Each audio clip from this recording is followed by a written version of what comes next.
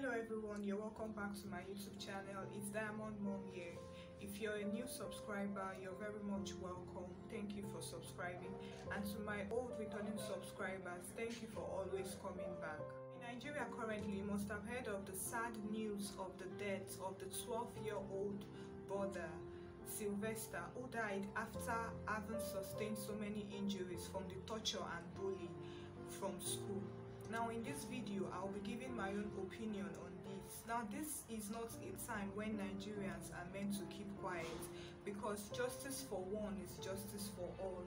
We are meant to fight this menace together. We are not meant to keep quiet, because it could have been you, it could have been anybody, it could have been I. So we don't need to keep quiet and then turn blind eye to this.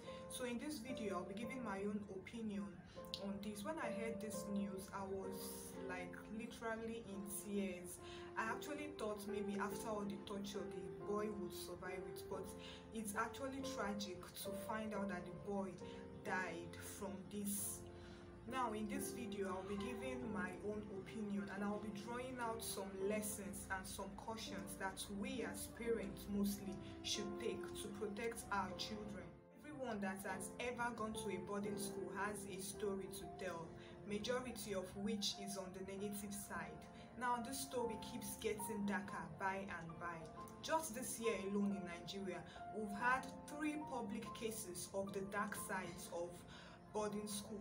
Now I said public because I'm sure there will be so many cases out there of this bullying, of these incidents, of these dark sides that are kept under the carpet, of course maybe due to fear or threat or whatever reasons. Social media is a great tool of awareness and has made so many people to begin to speak up about their own experiences. Now we get to hear of experiences of people that went to boarding school 10 years ago, 20 years ago, some few years ago. They come up to speak about their experiences. Now what are these experiences? Majority of these experiences are experience of rape, bullying, theft, insubordination, brutal punishments, and so many unheard of evils that are actually real. In spite of all this negative news that we get to hear every day, there are some people that still believe that boarding school shapes a child better, and that boarding school prepares a child better for the outside world, forgetting that times have changed. Now you went to boarding school over 10 years ago. You cannot compare 10 years ago to the current Nigeria that we have. Now, opinion on this aspect of boarding school being a good shaper is that boarding school did not shape you. Boarding school did not shape you. You originally had a strong personality, and you were just lucky that maybe you were not among those that were being bullied, or you were strong enough to survive it. Now, pain and abuse does not shape anyone. It doesn't teach any good morals, especially when it's coming from a place of wickedness and not from a place of correction. It doesn't shape anyone in a good perspective. These experiences are dehumanizing, and we shouldn't just normalize it. They do more mental damage than physical damage. You might be lucky that, okay, you were not subjected to so much brutal treatment, but mind you that it actually affected you mentally rather than physically. Abuse has no good lesson. It teaches you how to increase the threshold of your pain. It destroys your psyche, makes some even lose their self-confidence, and what still, turns some into future bullies. Of course, maybe when they were in the junior classes, they were bullied, and now they've come to see that as the normal tradition. When they also get into their secondary school, they in turn start to bully others, seeing it as part of life, part of school life, and so on. Now these are the people that we see as adults in our workplaces that bully us. How can our society even get better when we produce damaged children into adults? On the part of the boarding schools, we shouldn't forget that these are people that run their businesses for profit, and you have no idea of what they can do to make sure that their image, their integrity is protected. Most times they don't have the interest of our children at heart. The first thing on their mind is the money, and that's why they don't mind, they don't care to even discipline your child as far as you keep up with the payments and increase their profits. So you do not expect a school to train your child for you or to keep tabs on your child for you. The greater work lies with us, the parents. We have to be proactive and always ahead of them. As parents, we are the ones that give birth to these children. We should know them and we should make them trust us enough to be able to tell us anything. We should not always be so harsh to them.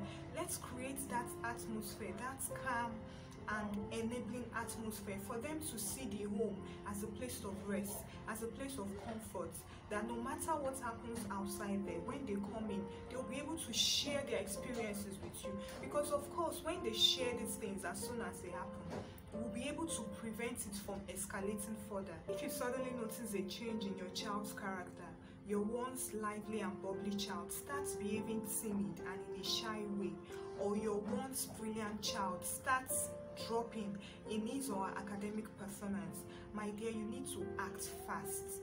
You don't need to assume that, okay, maybe it's a change of environment or a change of this. Don't just leave everything to assume. Consume all questions. Make use of all options and be sure that there is no danger lurking. We shouldn't just stay calm and assume that everything is okay. Of course, we should learn from mothers like Deborah Okezie, Don Davis's mother, who actually was very, very spiritual alert and physically alert to be able to be ahead. If not, if she had delayed any further, who knows, she might have lost him, but she was very much alert. Even the recent case of Mercy Johnson's child's teacher bullying her at school, we all saw the reaction and the action that Mercy Johnson took to avoid this. Now, we shouldn't just sit back and assume that our child should be able to fight for themselves. When our children get bullied and we are aware of it, we shouldn't blame our children for being weak. Don't forget that everybody's strength is not the same. You're meant to address that issue of bullying, because even if your child is strong enough to fight against that person, what if that child goes on to meet someone else that is much stronger than? The cycle continues. In this country where everything has failed, our system is very bad, starting from the educational system, the health system, and so many other systems. Everything has failed in this country. How can we feel so comfortable trusting our children in the hands of strangers for weeks or months without thinking or caring that anything bad might happen? Fine, we know that these things also happen in day schools, but it will be much easier to control because you get to see your child every day. Before it gets to that situation of no return, you will be able to handle it, unlike sending your child away to a boarding school in this present Nigeria. It is sad that Sylvester has to end in a tragic way and he's not here to tell his story. However, it is a great relief that for a young boy of his age, he was able to stand up against evil. He was able to refuse evil, even up to the point of no return. Now, he is a hero whose character, whose resilience should be emulated by all, because even in the face of evil, even in the face of danger, we shouldn't bow down. He fought a good fight, and I pray that God Almighty receives his soul into heaven. Rest in peace, Sylvester, and justice must be served. I hope that everyone learned one or two lessons from this incident and we learn to take precaution and always be proactive. So guys, this is my own opinion on this issue. If you know you have any other opinion, any suggestion, any contribution, you can leave it in the comment section and I'll be sure to reply.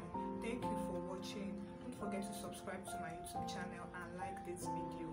Bye for now.